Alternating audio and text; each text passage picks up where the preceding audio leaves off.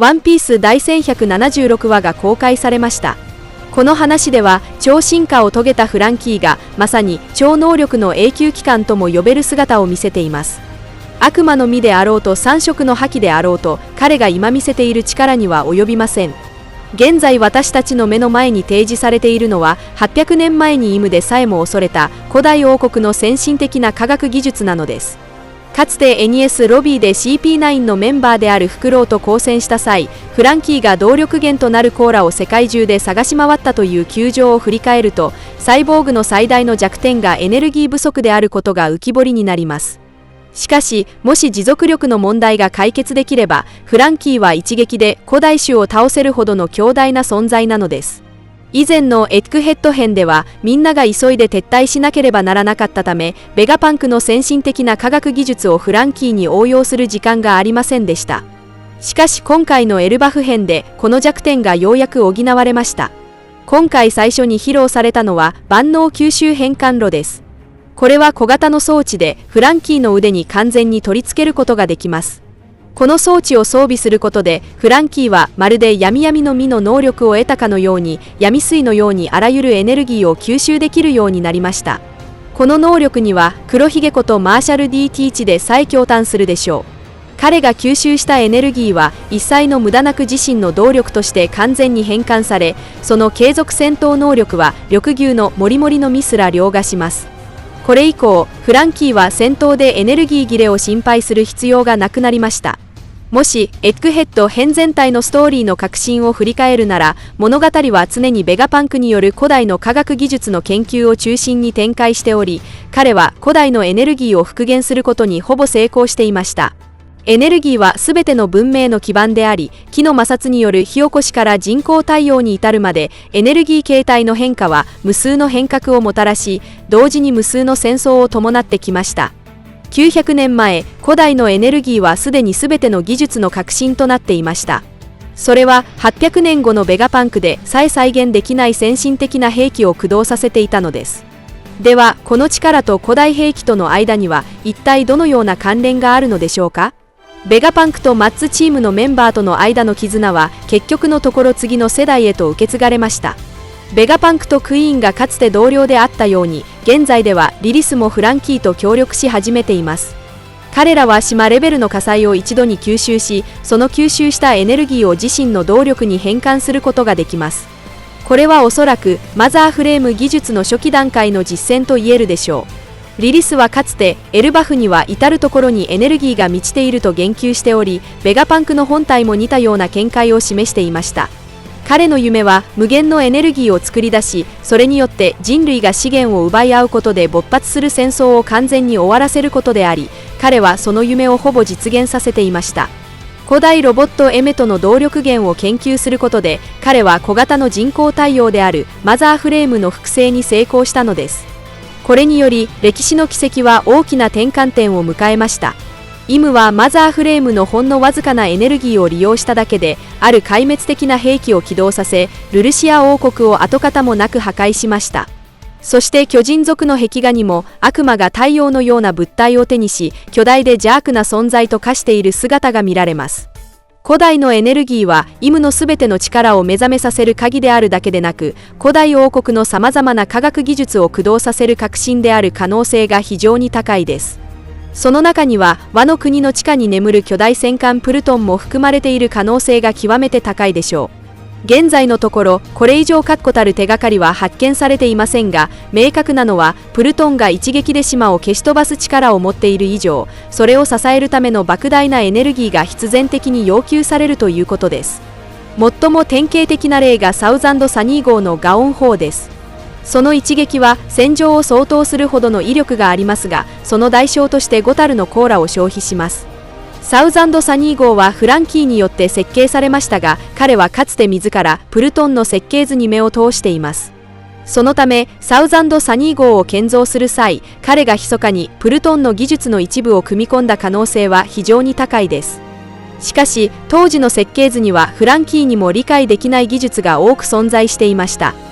例えばプルトンのエネルギーシステムなどです。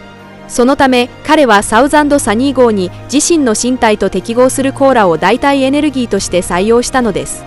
現在、ベガパンクの技術支援により、フランキーは周囲の環境、さらにはいわゆる災害の中からさえもエネルギーを汲み取ることができるようになりました。これは炎であれ、衝撃波であれ、レーザーであれ、エネルギーという形で存在するすべてのものを彼が吸収し、再利用できることを意味します。仮にこれが古代エネルギーの作動メカニズムの一つであるならば、プルトンも同様に周囲のエネルギーを吸収して利用する機能を備えている可能性が高いです。周知のように三大古代兵器はそれぞれ海、陸、空の力に対応しています。その中で大地の力を代表する戦艦プルトンは地形を変えるほどの強大な能力を持っているのかもしれません。例えば、ワノ国の海底火山から噴出したマグマを再び吸収して形成し、ワノ国を囲む巨大な壁に変えるといった具合です。しかし、エネルギー保存の法則に基づけば、エネルギーを抽出された地域は必然的に衰退へと向かいます。川の水分が抽出されれば干上がり、木々の生命力が汲み取られれば枯れてしまうのと同じです。もし過去に野心に満ちた支配者が存在し、何らかの壊滅的な力を駆動させるために膨大なエネルギーを集めようと企てていたとしたら、彼が古代王国の科学技術に目をつけた可能性は非常に高いでしょう。私たちがこの壁画を再び見直すと、エネルギーを象徴するトーテムが至るところに存在し、この長きにわたる歴史の始終を貫いていることに気づきます。この力は強大な兵器を駆動させることもできれば、恐ろしい魔王を生み出すこともでき、その結果はそれが誰の手に握られているかによって完全に決まるのです。興味深いことに、私はこの壁画の構図においてフランキーが画面の中心的な位置にいることを見落としていました。彼はここでは単なる傍観者として登場しているに過ぎませんが、画面全体から見れば彼を描かなくても全く違和感はありません。小田栄一郎先生のこの描写はまたしても何かを暗示しているのでしょうか。サイボーグであるフランキーは機械と人間の融合を象徴しています。空白の100年にまつわるそれらの秘密は、おそらく私たちの想像をはるかに超えるほど先進的なものなのかもしれません。15年越しの伏線回収。スリラーバークの真相とイムの正体。第1173話において、グンコの正体がついに明らかになった。彼女はかつて西の海のとある国の首里姫だったのだ。この設定は当時のブルックの伏線を巧みに回収している。ブルックは麦わらの一味に加わる前、生前は西の海のとある王国の護衛船団長だったと明かしていた。これまでのストーリーにおけるグンコと手をつなぐ描写と結びつけると、ブルックが守っていた国こそがグンコの祖国であると推測できる。漫画ではまだ国名は明言されていないが、ブルックが言及した青い神、僧帽、聖地という3つのキーワードは、グンコがかつてリリ女王のように王女として聖地マリージョアへ赴き、イムの迫害を受けた可能性を示唆している。さらに興味深い推論がある。スリラーバークそのものが滅ぼされたその西の海の王国だということである。スリラーバークは西の海から来ており、その主体は島のような巨大な城を乗せた船である。この構造は荒廃した移動王国そのものだ。ストーリーにはすでに伏線が張られていた。ペローナが簒奪したゴーストプリンセスとしてここに住み着いており、船の建造者は謎のままだったのだ。今、論理がつながった。1、スリラーバークは西の海から漂流してきた亡国の遺跡である。2、ブルックはその国の元護衛だった。3、グンコはその国の王女だった。4、国王が殺されて国が荒廃し、グンコはイムに操られ、最終的に現在のスリラーバークへと姿を変えた。現在のストーリーのディテールを見ると、イムとスリラーバーク編には驚くべき類似性があり、これはイムの能力の源泉を暗示しているのかもしれない。1、場面の重複、ゴッドバレーでの戦いが終結した後、ロックス海賊団のメンバーはゾンビに似た軍団に作り変えられた。エルバフのロキとゾンビのオーズは共に古代巨人族であり、氷漬けの鎖で縛られている。さらに、地獄の番犬も繰り返し登場している。2、能力の類似。モリアは死体と影を利用して他人を操ることができるが、イムも同様にドミリバーシという操作能力を披露しており、両者の目元のクローズアップも極めて似ている。3、巨大な黒い影の真相。魔の三角地帯に現れた巨大な黒い影は、極めて高い確率でイムの本体、あるいはその変身形態である。歴史上のイムに関する壁画には巨大な生物の姿が描かれており、正面から見れば真ん中がイムの本体で、両側が巨大な両翼または触手であり、当時の黒い影の輪郭と完全に一致する。イムがここに現れたのは偶然ではない。これまでのストーリーでイムは巨大な麦わら帽子を保管しており、それがゾンビのオーズに関係している可能性すらある。ルフィはスリラーバークでクマに救出されたが、クマとニカのつながりは非常に深く、これらの要素がイムの関心を引きつけたのだ。グンコとネフェルタリ家には多くの共通点がある。王族の王女であること、青い髪を持っていること、そしてどちらもイムの標的にされていることだ。イムはかつてリリ女王を失踪させ、今はビビを捕らえようとしているが、グンコは80年前にイムに捕らえられた。この3人の青い髪の王女こそがイムの秘密を解き明かす鍵となる手がかりかもしれない。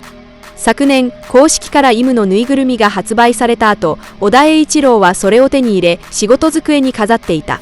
今にして思えば、小田が公開したイムのぬいぐるみの写真はすべて未来のストーリーの予告だったのだ。ハラルドの死、ぬいぐるみがハラルドの死の場面を描く様子があり、その後ストーリーでそれが現実となった。ブルックの受難、ぬいぐるみがドクロに囲まれたり、サメに飲み込まれたりしていたが、最新のストーリーでブルックは確かにイムと直接衝突した。現在、未回収の伏線の一つとして、小田の仕事机にジョノーのような人物の似顔絵が置かれていたことがある。これは極めて高い確率でイム、またはリリ女王の素顔である。もちろん、最新のストーリーと結びつければ、この絵が王女時代のグンコの姿である可能性もある。第1173話において、ブルックはイムと正面から遭遇した。一撃は不正だものの、実力差は絶大だ。ブルックがかつて世界最強の女ビッグマムに一騎打ちを挑んだ経験を参考にすると、今回彼が直面しているのは世界の王イムかもしれない。これにより今後の展開が導き出される。誰が助けに来るのか？答えはルフィとロキしかいない。ルフィとロキはすでに冥界から帰還しており、ロキに至っては一振りでドラウグルを瞬殺した。2人の悪魔の実の能力。一方はイムが最も恐れる太陽の神であり、もう一方は巨人族が800年ものまま守り抜いてきた伝説の実である。これこそがイムを打ち破る鍵となる。予想では迫り来る第1176話、あるいは9歳前のピーク展開において、ルフィがロキに乗って空から舞い降り、ブルックを援護し、ついに総王対イムの壮大な戦いが幕を開けるのを目撃することになるだろう。以上が今回の動画の内容です。最後までご視聴いただき本当にありがとうございます。もしワンピース漫画の熱心なファンであれば、ぜひ私のチャンネルを登録してください。皆さんの応援が私の動画制作の最大の原動力です。それではまた次回をお会いしましょう。